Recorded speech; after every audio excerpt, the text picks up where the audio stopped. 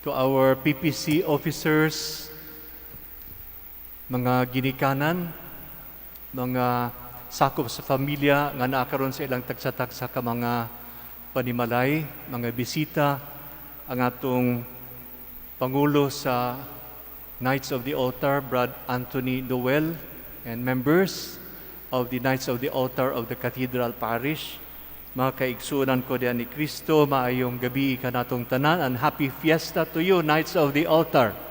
Happy fiesta, Viva St. John Berkman. Sa makausap pa, atong gisaulog ang kapistahan nining patron St. John Berkman, ang patron sa mga sakristan. Gitawag kini sila og mga acolytos o acolytes nga nagmahal sa Dios ug nag-alagad sa altar sa Dios, ilabi na diha sa santos nga misa. Kay dili tiaw kining ilang pagsakripisyo aron pag-alagad, pagmataog sayo, pag-practice, paghatag gayud og higayon para makasirbi sa misa.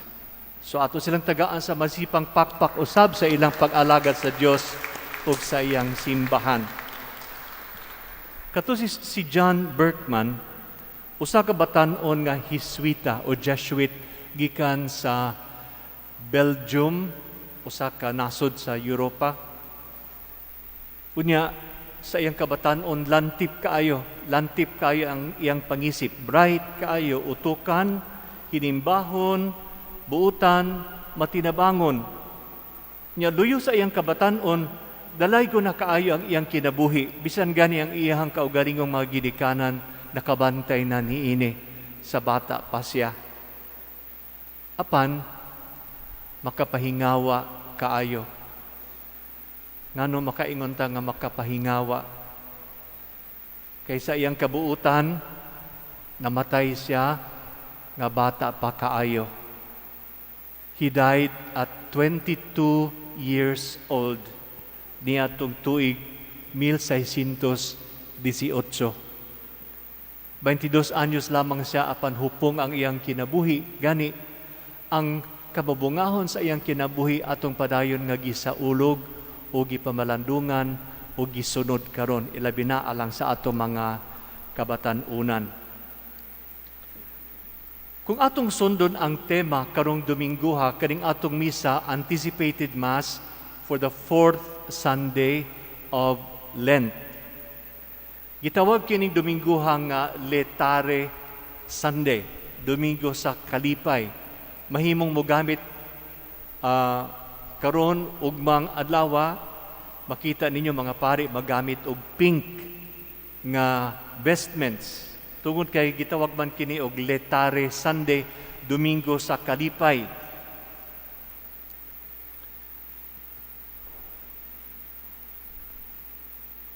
Akong sundon ang katong tema kabahin sa kahingawa o dili ba the irony.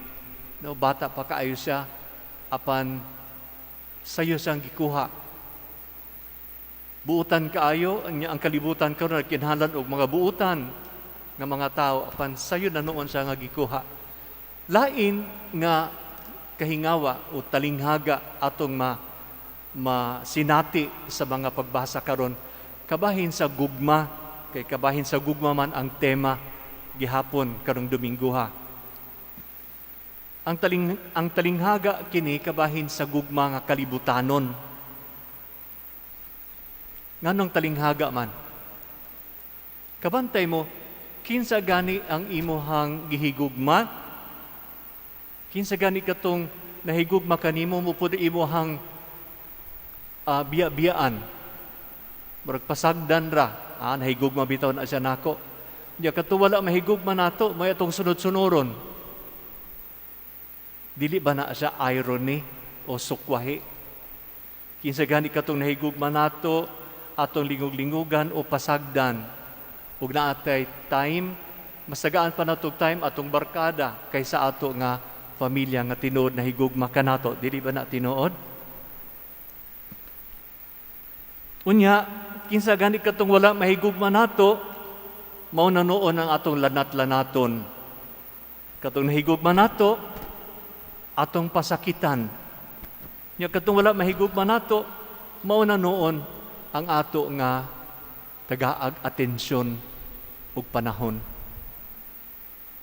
Sumo ka na ang irony nga makatabang ka nato pagsabot sa mga pagbasa karon. Ako kining gihisgutan tungod kay mao kini ang nahitabo o posible mahitabo sa atong relasyon sa Dios, sa atong relasyon sa atong pamilya, sa atong relasyon sa atong mga higala. Kasagaran man God, atong mabaliwala ang gugma ni atong tinuoray na higugma kanato sama sa gugma sa Dios. Unsa man ta manimba ta karon, dili sa manglabas ako. Unsa man manimba ta karon, ay ato sa tong unahon ta mga barkada nato gahulat man dito sa beach. Atong ibaliwala katong tinuod nga nahigugma kanato. Posible ka na sa atong nahitabo na sa atong kaugalingon nga pamilya. Nasaydo sab kita nga dunaw sa mga higayon kanu sa nabaliwala nato ang gugma ni atong tinuoray nga nahigugma kanato sama sa atong kapika sa kinabuhi, atong mga ginikanan, atong mga anak. Kung kabantay ka mo kini ang kasagaran pamalandungan panahon sa Kwaresma, ilabi na pamalandong sa kasaysayan sa atong kaluwasan. Ang mga pagbasa kabahin sa kasaysayan sa atong kaluwasan, kabahin sa gugma sa Dios. O gikan niining maong mga pagbasa, tataw gyud kaayo ang way puas nga pagmahal sa Dios alang sa iyang piniling katawhan ug ang kamabudhion sa tao. Iba ang atong Ginoong Hesukristo mismo sa Ebanghelyo karon ato gyud nagdadungog kay gihigugma pag-ayo sa Dios ang kalibutan ug tungod niini gihatag niya ang iyang bugtong anak aron ang tanan nga motuo kaniya dili mamatay. Ug kana ang krus is the ultimate sign of God's love for us.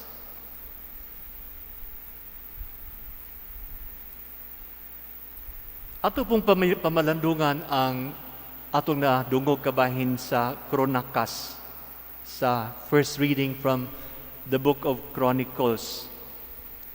Sa libro sa mga Kronikas, ang atong nadungog kabahin sa mga katawhan, gani mga pari, mga pangulo sa katawhang Israel nga mibiya sa ilang Ginoo. Ang pagbasa miingon, ang mga pagulo sa Huda, mga pari o mga katawhan misamot pagkamasupilon. Gisunod nila ang tanang salawayong buhat sa kanasuran o gihugaw-hugawan nila ang templo sa Ginoo nga gibalaan niya dito sa Jerusalem. Tungod niini, tungod sa pagkamasupilon sa katawhang Israel, gidisiplina o gisilutan sila sa Dios. Gisilutan sila tungod sa ilang pagkasalawayon o unsa ang silot kanila, gihimo sila nga bihag dito sa Babylonia. They became captives of the Chaldeans dito sa Babylonia. Sulod sa 70 katuig. Ug mao nga atong madungog kining awit by the rivers of Babylon, by the waters of Babylon.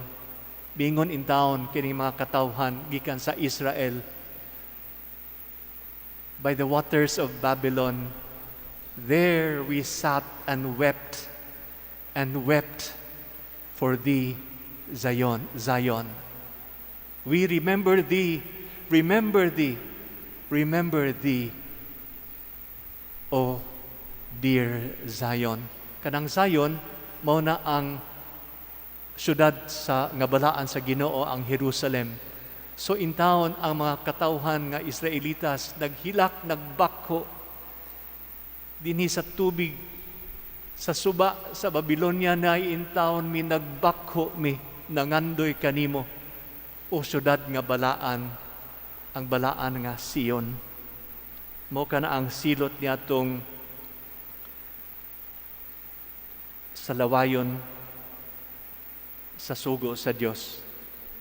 So taas kaayo na nga panahon nga malayo gikan sa imong nasod kanang 70 years. Imagine 70 years. Matigulang na lamang ka wa pa kakita sa imong nasod. Dako kayo kanang pag-antos alang sa katawhan sa Dios. Apan lagi tungod sa kaluoy sa Dios, nahibalik sila sa ilang yuta sa Huda. Ug dito ilang gitukod pag-usab ang templo ug ilang gitukod ang ilang bag-o nga kinabuhi. So mao kini ang istorya sa mga pinangga sa Dios nga nakasala kaniya. So sama sa katawhang Israel kita usab makabaliwala sa gugma sa Dios alang kanato. Sa naay panahon nga atong ipalabi ang mga butang lawasnon o kalibutanon kaysa butang Dios non. Makakat unta kita niini og dili gyud unta kita magbaliwala niini kay pagkadako sa gugma sa Dios alang kanato.